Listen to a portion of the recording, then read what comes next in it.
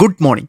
ഇന്ന് ഞാൻ പോകുന്നത് യു കെയിലെ വൺ ഓഫ് ദ ഓൾഡസ്റ്റ് മാർക്കറ്റായ ബറോ മാർക്കറ്റിലോട്ടാണ് കേട്ടോ. യു കെയിലെ ചരിത്ര പ്രസിദ്ധമായ ഫുഡ് മാർക്കറ്റാണ് ബറോ മാർക്കറ്റ്. 11ാം നൂറ്റാണ്ടിലാണ് ഇതിന്റെ ഉത്ഭവം. പല രാജ്യങ്ങളുടെയും പരമ്പരാഗതമായ സ്ട്രീറ്റ് ഫുഡ് സ്റ്റോളുകൾ ഇവിടെ അവൈലബിൾ ആണ്. ഞാനേ 3ാം തവണയാണ് ഇങ്ങോട്ട് വരുന്നത്.